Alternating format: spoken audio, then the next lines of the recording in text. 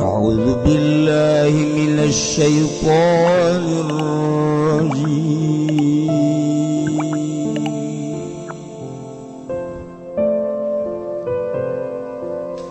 لقد جاءكم رسول من أنفسكم عزيز عليه ما عنتم حريص عليكم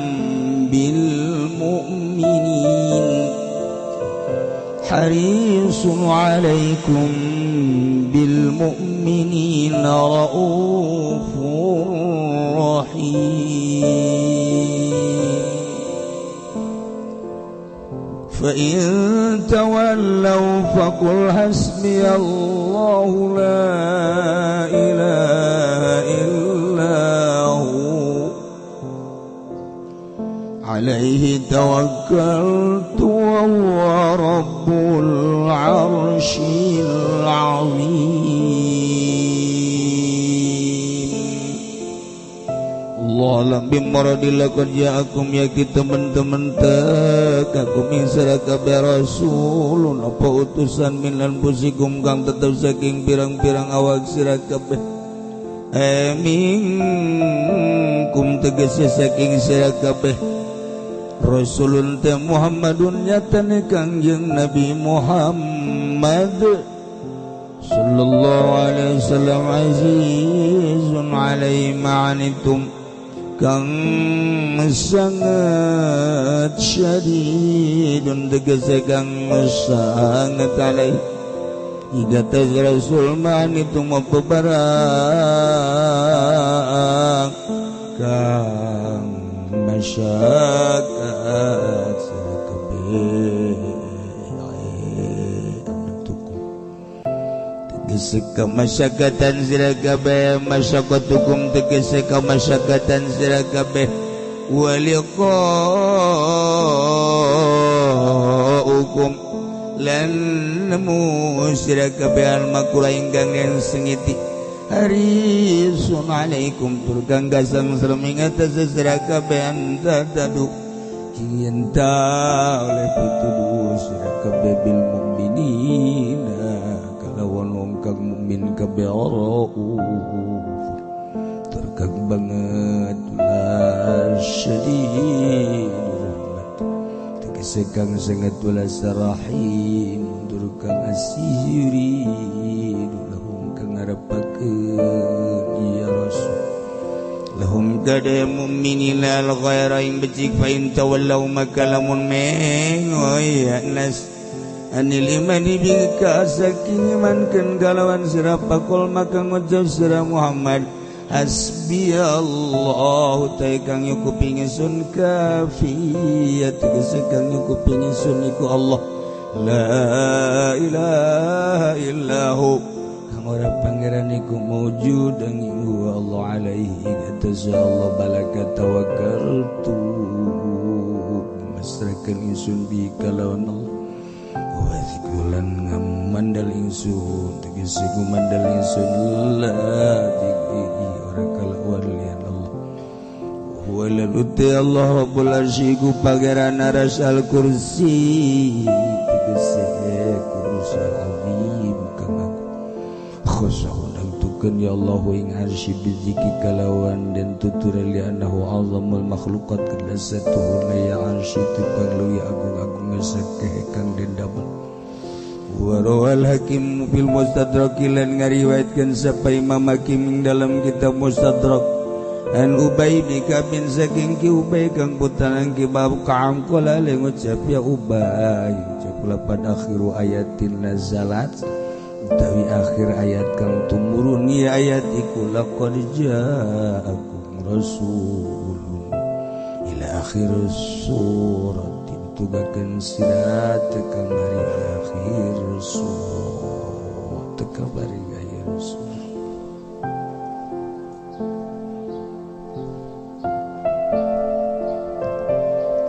ayat terakhir di surah Taubah ayatna ieu laqad ja'akum rasulun min anfusikum aziz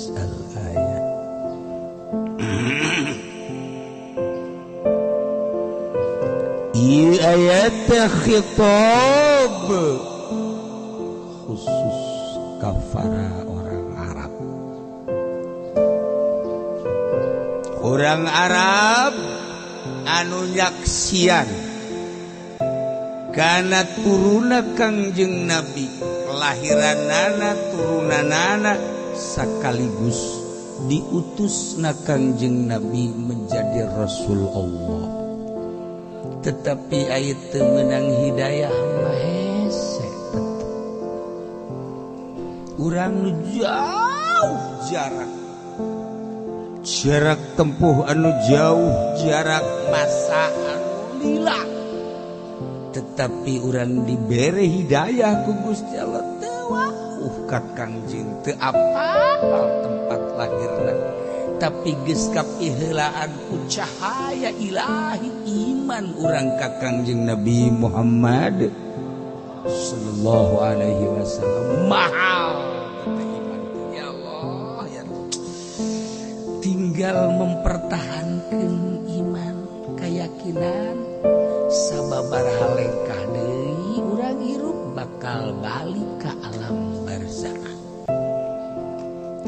Teu rugi tecang caya bae bawa keyakinan iman ke Allah, iman ke Kangjeng Nabi Muhammad sallallahu alaihi wasallam. Pertahankeun eta kajen teh ditembak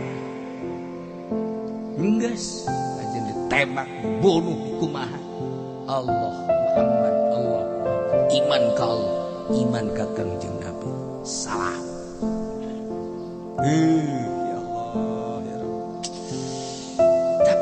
Urang ditilik wari saki informasi geus poharana dek neangan bebener geus teh kudu ngaji melalui informasi elektronik ambalaya. Tapi itu diberi hidayah mah hese nu mantak peperangan multi nasional Baghdad genjleng negara kabeh pimpin ku Saddam Hussein. Gua mah ingetin lain rek nyaritakeun peperangan, andek nyaritakeun berbagai komentator tentang Baghdad iulah perang. Begitu Gus Dur ditanya, "Bagaimana Gus tentang perang Baghdad?" "Ngapain kita bicara Baghdad? Udah enggak usah diikuti. Bicara kita aja negara Indonesia. Sampai mati kamu tidak akan ngerti." Paham orang tentang Baghdad mah, nu ngarti cuman Gus Dur. Moal keotakan cek urang cek ngomong urang nama sia daripada mikiran Baghdad mendingan dagang toge mah geus. Dagang jengkol mah geus. Geus sasawi dagangkeun ka dinya kabeh. Lain ukuran otak sia nyaritakeun Baghdad batu. Beuh Saddam Hussein jelema leutik. Oyag negara kabeh. Nu ngalawanana ge multinasional Inggris, Prancis, Amerika. Lain lalangga Jerman milu kabeh lamun leutik negara moal ku kabehan dihantemna kulantaran ieu negara boga kekuatan anu luar biasa dihantem lagi kulobaan menang teh lobaan sebab naon dipake ka hayang manehna kilang minyak dibom lagi urang Irak sorang per detik ieu naon meunangna hanya menduduki urang Irak lagi dinya teh gigideug bae. Negara-negara aing diusir deui siapa aing. Aing mah paeh geus jadi biasa sebab aing mah paeh sorga aya siap. Emang kuari kehadiran Amerika di Baghdad gitu emang nyaman teu nyaman. Urang Irak mah kajen teh paeh moal ditinggalkeun ku aing negara aing. Naon bebeunanganna? Teu bebeunangan. Nu deuk dimasalahkeun naon kuari? Nu deuk dicaritakeun sabaraha ribu tentara Amerika nu asup Islam. Per detik ribuan tentara nu asup Islam. Urang dikaburkeun teu meunang nyaho. Nu potong leungeunna, nu eueuh ceelian, nu eueuh mataan, anu tanpa daksa teu bisa. Lempang ku di Amerika, ribuan jelema asup Islam. Saddam Hussein wasilah. Urang mah kan teu nyaho informasi nu sabenerna. Kula ge jawab teh ti almarhum almarhum Gus Dur. Udah, kula nyaritakeun Baghdad saya. Pagawean urang bae jeung moal kaotakan busia. Iran tahun itu nyatakan Baghdad. Begitu Gus, itu kayak resep baik. Tapi emang gua mau Baghdad bah, negara 1001 malam. Emang kumaha sabaran Nabi anu diturunkan di dinya. Lain sembarangan negara teman, negara kuno. Amerika negara anyar, Inggris negara anyar, kawan negara kuno. Menang tegan sakadar di mata dan mengklaim hasilnya datang ke kuari. Larang sadar hutang teh gara-gara membabi buta ngelawan Baghdad. Baghdad nanti iya tokoh Baghdad tiba heula. Timimiti khalifah kahiji, khalifah kedua, dan selanjutnya aya gimbir-gimbir teh Saddam Hussein. Nah, naon gitu ngaranna waliun min auliyaillah. Oh ya negara kabeh Saddam mah. Kumisna bisa gede bisa leutik. Saddam. Lamun geus disorot di televisi urang dari Saddam teh, di satu sisi orang resep, di satu sisi orang sieun kanyan. Aing neuleungan eta aing resep aya tapi sieun aya. Sakitu ge jauh urang ka Baghdad di dieu. Komo jeung jelema. Tentara Amerika di dieu doang grup kamang kumaha gitu. Teu diberitakeun kan kitu-kitu nama. Kaistimewaan jeung kemaziahanana. Sabaraha ribu orok anu digaranan Saddam lamun lain gerak Allah mah bisa. Ya di Indonesia bae ge sabaraha ribu orok nu digaranan Saddam karunyin di awak nage. Teu garagah cara Saddam teh kitu. Tuh ya Allah ya Rabb.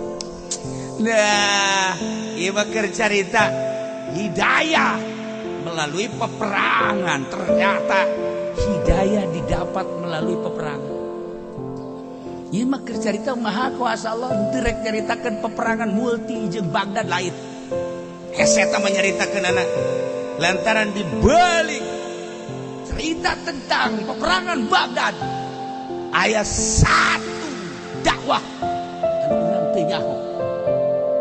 anu urang teh nyaho selalu berdoa sadar selesaikah ya Allah tugas saya, selesaikah ya Allah tugas saya. Andai kata belum saya siap, andai kata selesai nyanggakeun abdi ka Gusti. Batur mah perang datang kaos gitu, henteu perlu menang jeung eleh, tetapi melaksanakan tugas saya sebagai kepala negara dakwah Islamnya. Hasilnya sabaraha ribu jelema anu asup Islam. Nah hasilnya urusan kilang minyak bom cak Saddam Hussein. Eta mah nu pangeran, urang ulah punya ulah. Tinggal Amerika mah begitu dibom teh ku Saddam. Wah. Oh. Naon jang ulah. Bingung kan Amerika.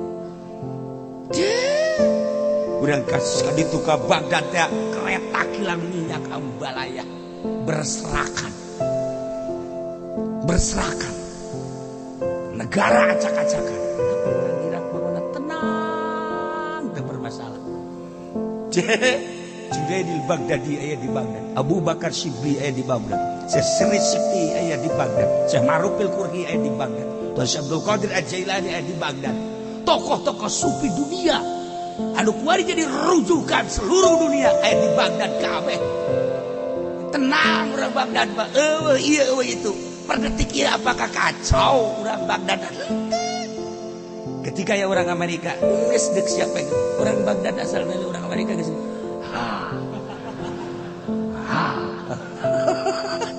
Ih, itu di berita-berita negara 1001 malam Baghdad.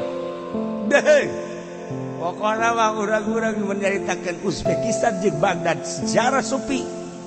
Pertama, Uzbekistan namakeun Baghdad. Tinggali di perguruan persupian. Lamun encan ke Uzbekistan, dan selesai. Setelah selesai di Uzbekistan, mesti Baghdad namakeunana. Teu kadeuleuh ku zahir, ku mata zahir, perdetiknya masih kan. Perguruan sufi teh seperti eta. Namun encan ka Uzbekistan, can kapanggih jeung guru-guru sufi Uzbekistan, can selesai sufi. Ketika geus selesai, doktrin-doktrin tamatkeun ke Baghdad. Tanyakeun coba ge ka jelema ngarti dua negara, Uzbekistan, Baghdad, Uzbekistan, Baghdad. Dua eta mah perguruan sufi internasional. Enggas lamun encan makekeun ka didinya. Madak, masalah terang hanya sebatas urusan dunia pahit dan hidup. Titik. Untuk perangnya sarua baik hidup dan mati. Kesulitan orang Baghdad. Kuari Amerika nggak bangun. Orang Baghdad geus kieu bae. Bangun ku sia emang aing ridho teu. Sakedeung deui perang deui jeung aing sia.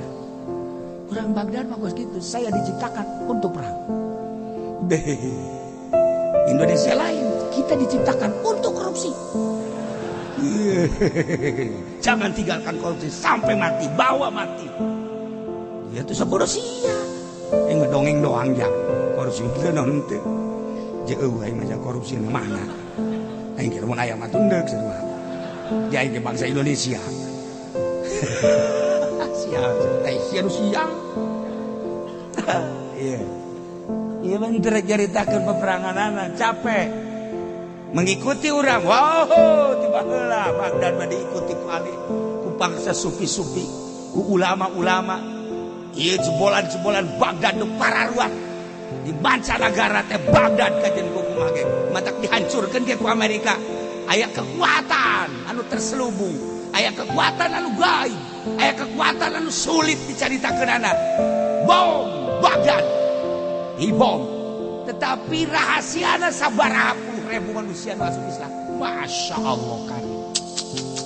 Eta ngadoa lagi kan sana mengos gitu. Selesai apa belum tugas saya ya Allah untuk dakwah? Bukan untuk menang dan kalah, tapi dakwah saya selesai apa belum? Kula lamun maca doa Saddam Hussein kos gitu sedih kadang-kadang. Naon sedih dah? Henteu rek nyaritakeun menang jeung eleh. Tugas saya selesai apa belum? Etalah keistimewaan Saddam Hussein. Diabadikan. Bongkar kubulan Saddam. Senyum Saddam. Ya Allah ya Rabb. Anu geus dibunuh Saddam teh. Naon kitu ngaranna? Setrum. Saya kapan? Saddam disetrum supaya ngomong tetap Allah. Diceritakan setrum deui Saddam di dia Allah ingat ke Hajjaj Allah selesai sudah ya Allah tugas saya tek hai ike kubur gali setelah 1 tahun gede abadikeun senyum seungit caririk sa Baghdad gawe rek caritakeun naon ada caritakeun teh hidayah bangsa Baghdad, hidayah bangsa kafir masuk Islam na kudu melalui peperangan da kumaha atuh da kos kitu hidayah. Di urang teh eta loba pengusaha-pengusaha Cina lu berhasil teu daek ya asup Islam. Tapi begitu diberes susah deui asup Islam hidayahna kudu susah. Sabaraha dicek anu asup Islam di urang susah. Ayo geura anu kamari di demo gubernur Jakarta saha batur siap eta Ahok tah di demo kan ku kabehanda. Nah ieu kan diperkirakan dek asup Islam eta dek asup Islam Ahok teh eta kuari teh wallahu a'lam menang hidayah ti mana kakarakeun tuh tak lamun kajadiannya da asup Islam wallahu a'lam. Iyalah rahasia Allah. Kamari sandeg-degan henteu deui. Kuari radahaneun.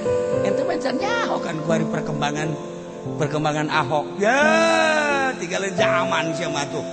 Ya, mengikuti corona bae corona. Ahok ikuti ku sia. Ya, hampir kuari teh deuk asup Islam. Ya, perkembangan politik teh ulah leleluarna doang. Jerona keur kumaha ieu nagara teh sampikeun duit aya naon nih di jero teh. Kekacauan dan lain sebagainya. Eta mah urusan lah. Tapi ieu teh di jero da aya naon menteri ieu dan di jero teh keur pasini. Pancen kieu emang ngosok itu lelebah mam sia. Dakeun aing segala naon. Tah make jas teh tah eta aing eta. Di mana cenah ki eta kenikahkeun teh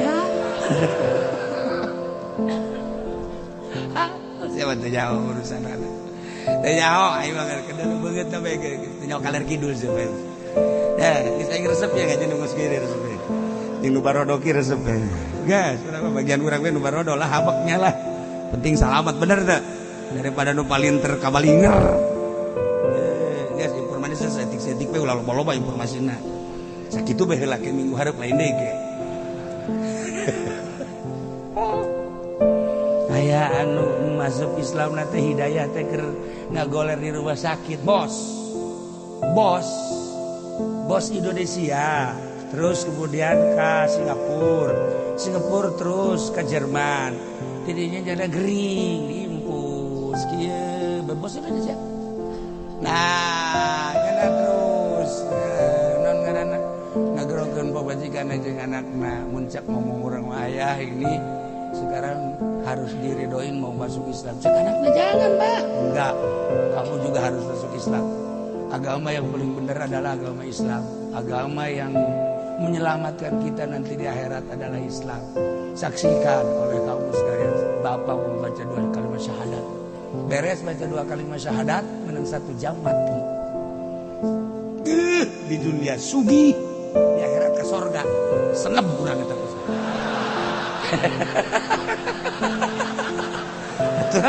Cek nafsu urang, tapi kan rahasia Allah eta. Masya Allah karim pohara jasa. Perang Palestina ya. Perang Palestina dati itu. Ayalah seorang Yahudi kira-kira umur bangsa 40 tahun. Kena tembakan muslim masuk rumah sakit. Kunaon atuh menang 2 poe ngimpi ka pagijeun Kangjeng Nabi. Urang kan lamun nyaritakeun kos kitu hese. Ya Allah ya Rabbi hidayah. Menang 2 poe lah ka pagijeun Kangjeng Nabi. Kamu kenapa muncak bahasa urang mah? Saya sakit. Sakit kenapa? Sakit tertembak. Oleh siapa kamu tertembak? Oleh pasukan muslimin. Beruntung kamu tertembak oleh muslimin bukan orang-orang kafir. Emang kenapa? Orang muslim itu tidak ada kejahatan. Ini siapa? Saya ini yang dibanggakan dan diimani oleh orang-orang muslim. Yang bernama Muhammad ya iya. Langsung pelukan dina ngimpina, langsung masuk Islam dina ngimpina. Kangjeng Nabi diusap penyakit urut, tembakan sat, udang cager, langsung nyana. Baca la ilaha illallah, la ilaha illallah, la ilaha illallah, la ilaha illallah. Dokter kaget. Ina naonan. Ya Allah, ya Rabbi. Wah, sudahlah keluar la ilaha illallah, la ilaha illallah. Hampir ditembak di rumah sakit. Jangan, coba biarkan. Kita tanya dulu ada apa. Gitu ditanya seperti apa? Dibukukan. Bukulah boleh bacakan bukukan. Bahasa Inggris masalahnya.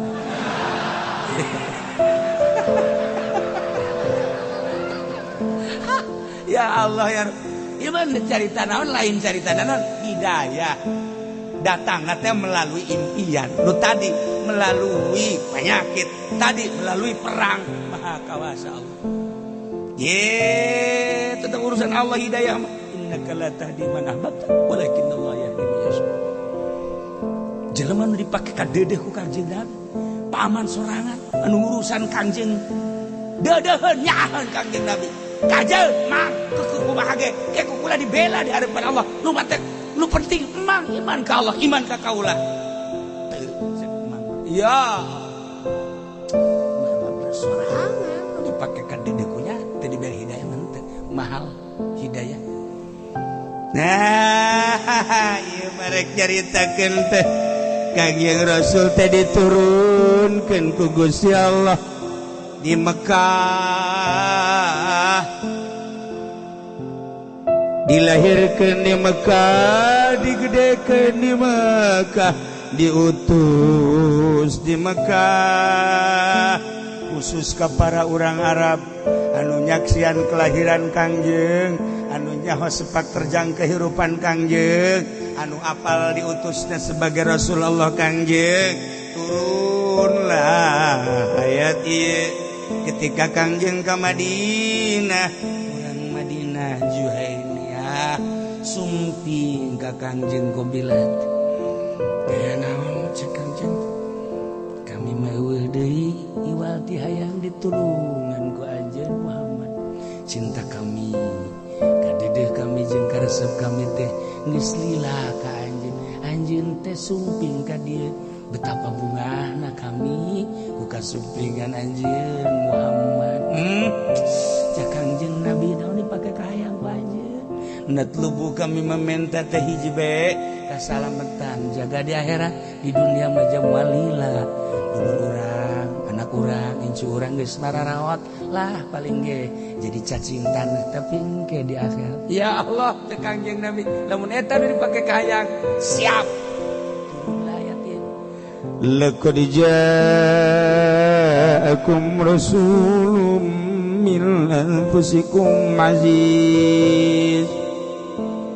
Wahai orang Arab, yakin nyata jelas, yakin geus datang karanjeun rasulun seorang utusan min anfusikum ti golongan aranjeun kabeh. Maksudna min anfusikum teh yakni sapagodos pada manusia.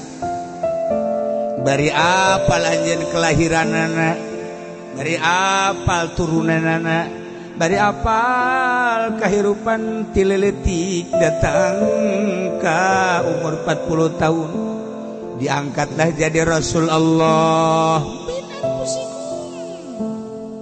Sapagodos jeung anjeun.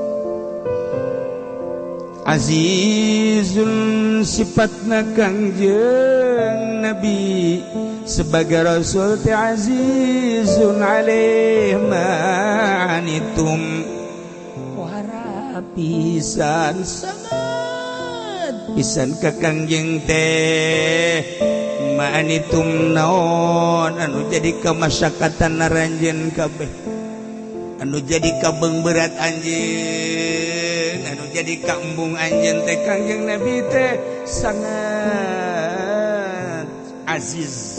Artina aziz teh berat. Hayang aranjeun kabeh teh ulah aya kasulitan. Hayang Kangjeng Nabi teh ningali anjeun teh salamet. Hayang ningali aranjeun kabeh teh ulah aya kenakalan. Dibere karakter Kangjeng teh diturunkan ke dunia, diangkat jadi Rasul azizun alaihi ma'anit.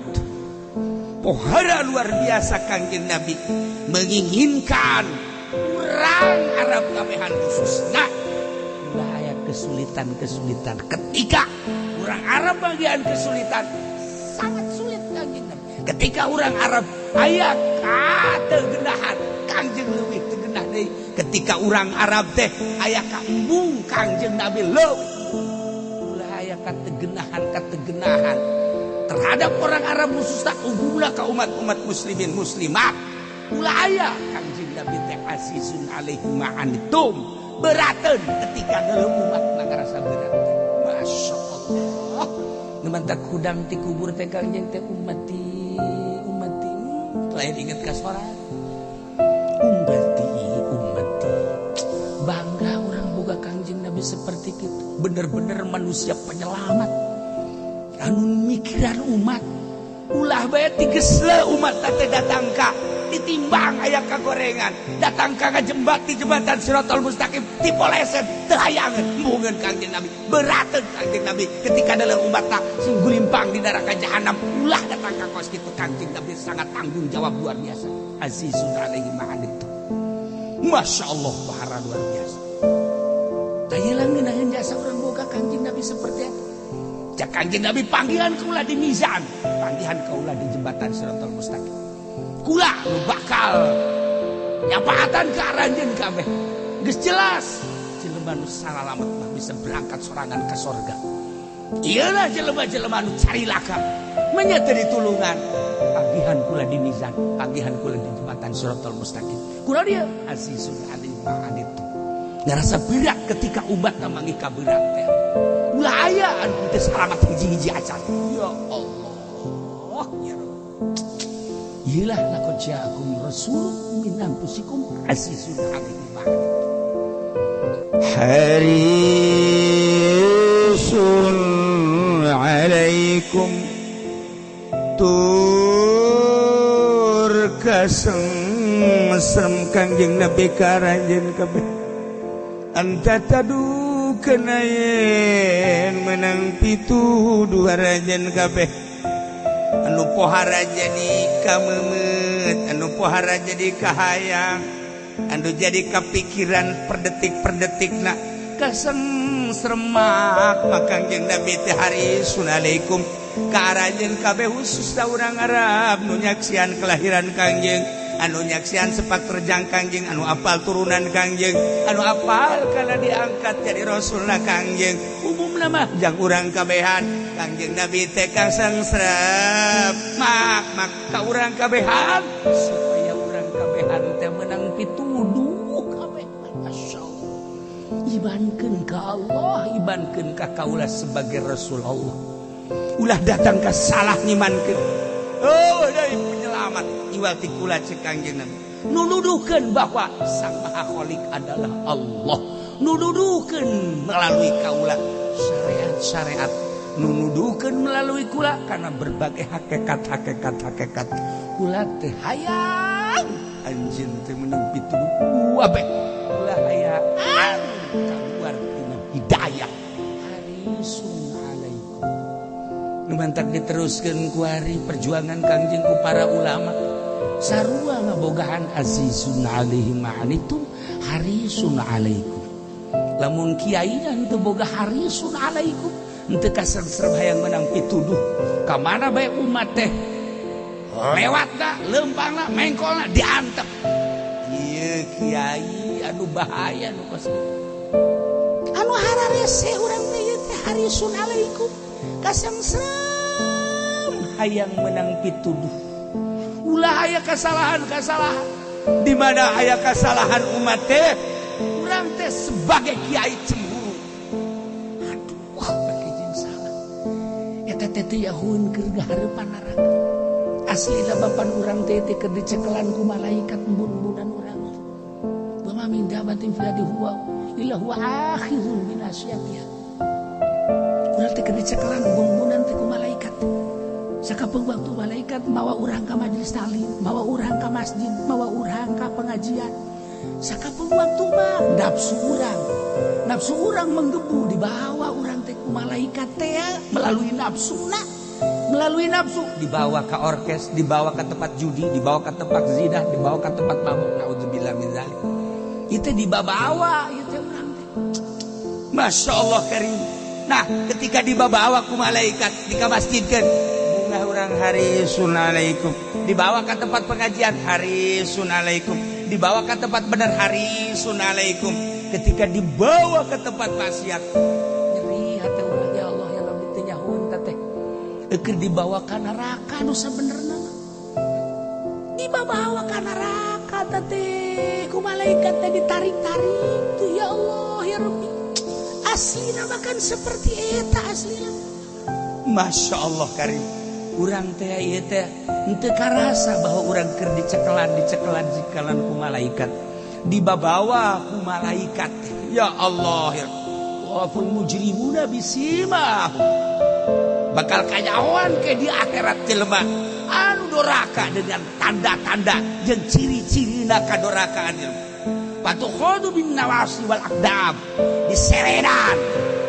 buuk-buuk lamun awewe teh mah sak ditawasi wal aqdam diseredan suku-sukuna dampal-dampal sukuna Masya Allah karim eta teh cek Imam Saroni lain di akhirat di dunia keneh ge sarua keur diseredan bae turapul mujrimuna bisimahum patukhadu bin nawasi wal aqdam tapi jelema anu bagus mah nadratan naim jelema anu bakal dikasorgakeun mah kajahoan dina wajahna nadratan naim serah ceria dibawa ke pengajian kajian teuing teu dahar heula kuat ngan geus deuleuan jembar kiai loswat cenah cekeun ieu demo sia ka aing nadratan naim masyaallah sakedeung deui salat terus baca Quran wiridan kajahuan di dunia keneh antara ahli Allah jeung ahli neraka tarifu fi wujuhihim nadratan naim moal ngahiji jelema anu bakal dikasorgakeun jeung jelema anu bakal dikanarakakeun moal ngahiji sebab naon turaful mujrimuna bisimahum fatukhadhu bin nawasi wal aqdam deukeut ka pengajian dasar lain ahli Allah mah ngabur ji deukeut ka masjid teh jauheun tihang masjid kos kuat teh jauh nya deukeut ka masjid teh antara imahna jeung masjid tapi teh jauh teh lok ngitungan tiang masjid nya nama aya pengajian di masjid eta 20-an jeung tihang-tihangna aya 10 berarti nu gaji 10 ya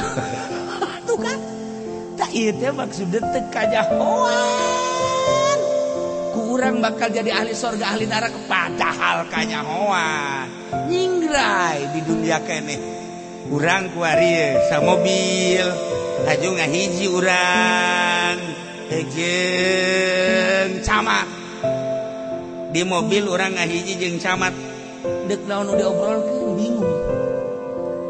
bingung urang teh teu betah urang deuk ka Bandung pasti datang ka dieu bae ka Tangerang ganti mobil bae nya bapak-bapak kula-kula mah henteu beda ngobrolna hese tapi pan orang jeung santri deui mah geus sia tinggal nakolan bae ngeunaheun deuk ngobrol naon bae kumaha urang mah sacalangapna urang ngeunaheun eta urang sapagodos ngaranna teh tapi orang ngobrol aja dengan polisi ngobrolkeun naon urang mah ngobrolkeun bintang jajan naon bintang urang mah hari ieu coba ayo ngobrolkeun balok jang naon di mah ge ambal aya balok teu kapake tuh balok teu urang bisa bingung urang ya urusan sakola teh jaho urusan tahapan derajat-derajat teh jaho urang mah diajak ngobrol ge lah sepira kos kitu babari-babaringan teu hayang nyaho sebab naon sapira kos kitu jadi dina hartina mah teu nyambung bae heulana urang samobil jeung DPR dek ngomong naon ya kecuali Ki Fudoli lain deui teh mah nya mah emang semi nya mah tuh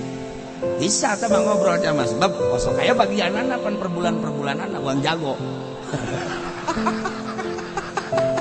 panjana ge sok ngomong sia jadi DPR ge nang aing goblok sia urang peuting aing ngadoakeun atuh aya ana bae ku kucuran sia ka aing saeutik kiai goblok beureun teh mah nya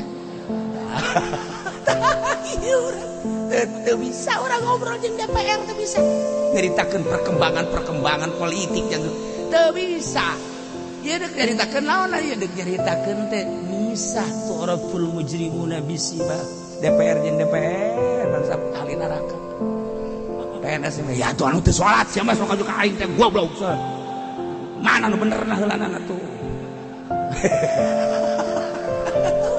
teu bisa urang tapi kan orang yang ngobrol kos kieu mah pan ngeunaheun bae sacalangapna urang sabodoh ngeunaheun teu ngeunaheun sabodoh sia ngaji los teu ngaji los moal cenah mah minggu hareup moal ngaji los geus aing mah nu gaji aing mah jeung anak aing bae rantek we anak aing ngaji sia anu anjeun aing bal bisa tetep sebab naon sebab eueuh nu dideuleu iwal ti Allah hiji bae ku Allah digerak-gerakeunana emang nang saha ditahan ka DJ nu ditahan nang saha eueuh mere sedekah paling 5.000 da geus teu kudu mere sedekah geus bawa deui duit sia can sia ka ditu geus teu kudu aing mah diuk dengekeun balik beres geus ulah dipikiran kiai mah ya Allah sugih geus aing mah beneran bebeakan ya soalnya lagi Fudoli teh sok hayang bae nya teu kudu saya mah mulia lain caksia agung lain caksia sugih lain caksia kumaha Allah nu merena beres geus teh mah tadi lagi aing moal mere teu kudu mere geus bayar hutang sia bae heulanan kitu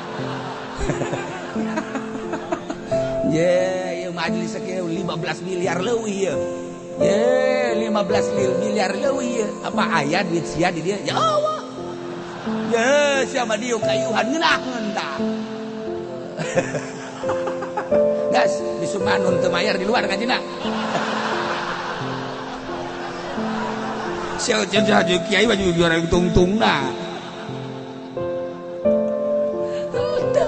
ieu mah aya nu pangnyeunkeun we ieu mah jelema teu bebenya acan geus aya duit urang kabeh di masyarakat kabehan babarengan meunang 1,5 miliar ieu teh beakna kuari 16 miliar encan anggeus guys, menara bakal menara Banten gitu tuh. Encan bangsa 5 miliar deh. Aja nang di mana kita tidak cis pemikiran kain. Teu kudu mikiran. Allah sugih. Kiai atuh susah aing mah.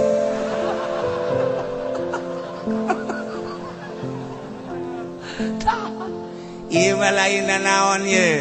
Nek jaritakeun teh harisul alaikum masyaallah karim. Kasangserem Kangjeng Nabi teh supaya menang hidayah kabeh umat. Urang teh ieu teh dituturkeun Kangjeng kumaha Kangjeng? Kangjeng teh amar ma'ruf nahi munkar. Mentek cek Kangjeng Nabi, man ra'a munkaron falyughayyir biyadi. Lamun deureuh munkar, boga kekuatan, silakan melalui kekuatan. Bila perlu perang. Wa man lam yastati lamun teu bisa bilisan ngomong coprak cara dipudoli dibayar ngomong teh dibayar teu lain dakwah tapi kos kitu usaha tuh ieu bener suka dikasinggung atuh lainnya na bae sia ge sarua ulah atuh urang dibayar ngocoprak we terus bila perlu kudu kos tukang menta-menta di pasar teh tah urang ka pasar kemis mawak salon. Saudara-saudara sekalian, saya datang ke sini untuk minta bantuan. Jeban goblok atuh. Suka teh dek dakwah horekanan masjid can anggeus teh beres sama kos itu. Ulah dakwah. Fal yughayyir biyadi. Wa malam sati pabilisani. Wa malam sati papi qalbi. Lamun teu bisa make qalbu urang wa adaful iman pang handap-handap lain. Sapeker dipermasalahkan ribut gede tapi lu liwat di hareupeun rurundayan awewe teh dimasalahkeun je padieu naon ieu fitnah gede ieu teu kudu dimasalahkeun tasawuf we atuh fal yughayyir biyadi wani nyana radio tatangga dibantingkeun TV tatangga dibantingkeun kulaon aya nu liwat dadana muka nyala ngahenen bae. Ge, tadi mah rada gede teh mah. Tinu imah rada gedean ieu ya. Goblok kiai goblok gantung rabak kiai kos kieu. Masa keberatan eta tah. Ndek dakwah bener dakwah. Namun urang teu kuat fa biqalbi. Geus bae kuat ya Allah ya Rabbi. Mudi imam hepet. Siapa? Lain dakwah pikiran di iman. Betul kan? Nah iyalah dakwah. Nu mantep. Urang dijadikeun kiai, kuari dihormat ku jelema, dibule ku jelema, diagung-agung ku jelema, dibuya-buya di dunia ye, di akhirat teh salamet tahun henteu datang ka mana urang teh ieu teh amar ma'ruf nahi munkarna. Kuari mah dikiaikeun, kuari dibuyakeun. Kuari dimamakeun, tapi di harapan Allah sia dibuya-buya teh, sia di mama-mama. Ternyata eta munkarat sia henteu ngomong-ngomong acan, bahkan hate sia resep sia. Nyaho siapa yang dikiriman awewe baheno. Aju sia teu dakwah. Tuh kan urang mah ya Allah. Tatangga hajat nanggap orkes. Aju pan sia diajak kondangan ke mah penting bari deuleu biduan pan sia. Begoblok pada sia. Di dunia orang dibuya-buya. Sabaramu sia anu ngeririt. Hiji benda, dua harga anu berbeda. Sia diantep teu ngomong-ngomong acan. Dibuya-buya orang di dunia, tapi di akhirat ternyata orang diseret. Batu khadzu bin nawasi wal aqdam. Dan orang mikiran kadinya embung orang jadi kiai. Embung orang jadi kiai teh omoh ju. Pendopo merek gitu pun dibayar paling 1 juta 2 juta ya udah getek yang dibayar kos gitu kan panas di akhirat ke neraka di dunia teh kabeli karimun acan enggak tolak kemah pun namun leti kos gitu kan tolak guys pokoknya mah lamun aya nu mere bisa 10 juta gitu guys sepak habak bobalkeun kabeugetakeun sia ngajakan neraka ka aing sih tambahan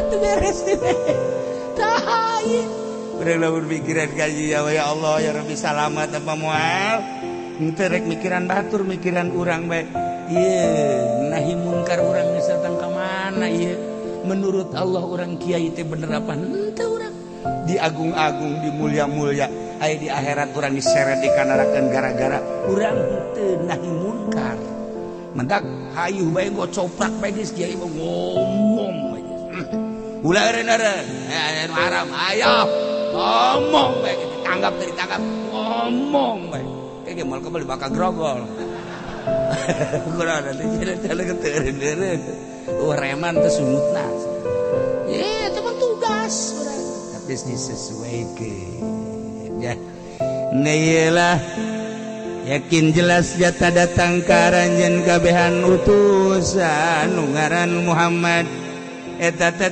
golongan aranjeun kabeh papada manusia nyaho turunanana jeung nyaho tempat kelahiranana anu azizun alaihi ma'anitum harisun alaikum tinggal ilmu mu'minina raufur rahim